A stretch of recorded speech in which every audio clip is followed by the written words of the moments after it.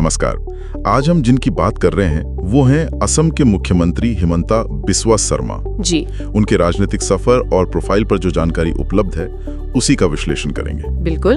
और श्रोत उन्हें एक उभरते हुए राष्ट्रीय नेता की तरह देख रहे हैं। तो सवाल यही है कि ऐसा क्यों? हाँ, यही समझना है।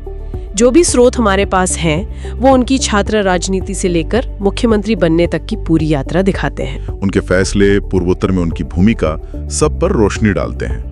तो इन्हीं के आधार पर समझने की कोशिश रहेगी कि राष्ट्रीय स्तर पर, मतलब पीएम या गृह मंत्री पद के लिए भी उनका नाम क्यों आ रहा है। चलिए शुरू करते हैं एकदम शुरुआत से। उनकी पृष्ठभूमि, राजनीति विज्ञान में पीएचडी हैं, वकील रहे हैं और छात्र जीवन में ASU यानी ऑल असम स्टूडेंट्स यूनियन से जुड़े थे। हाँ, ये अकादमिक और शुरुआती राजनीतिक सक्रियता का कॉम्बिनेशन काफी दिलचस्प है। और इसी ASU वाली पृष्ठभूमि से वो फिर मुख्य धारा की राजनीति में आए। बिल्कुल 2001 से सोचिए, लगातार 5 बार विधायक चुने गए हैं जालुकबारी सीट से। 5 बार? हाँ, और कांग्रेस में जब थे तरुण गोगोई सरकार में, तो एक बहुत ही क्या कहते हैं, प्रभावशाली मंत्री माने जाते थे।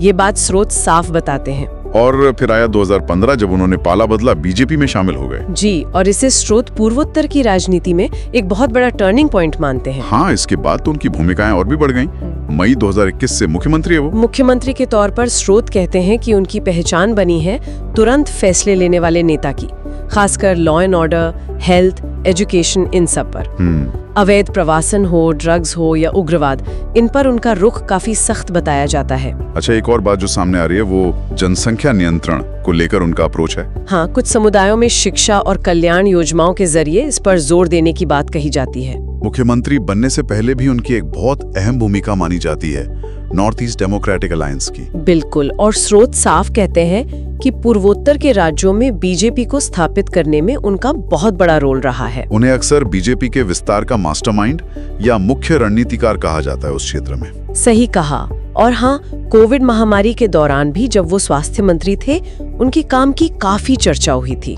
किस तरह की चर्चा?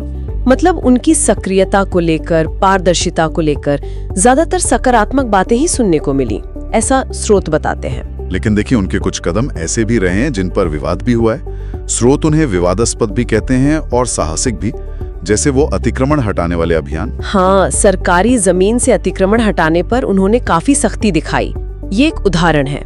और भी मुद्दे हैं शायद? जी बिल्कुल, जैसे समान नागरिक संहिता, मतलब UCC की वो खुलकर वकालत करते हैं। Uniform civil code. हाँ, फिर वो मुद्दा जिसे स्रोत लव जिहाद कहते हैं, उस पर कड़ा रुख और धर्मांतरण विरोधी कानूनों पर जोर देना। और बांग्लादेश से अवैध आप्रवासन का मुद्दा भी वो लगातार उठाते रहे। हाँ, उसे वो एक बड़ा जनसांख्यिकीय खतरा बताते हैं। इन सब पर बहस होती रहती है। तो ये सब मिलाकर स्रोतों के अनुसार उनकी पब्लिक इमेज कैसी बनती है?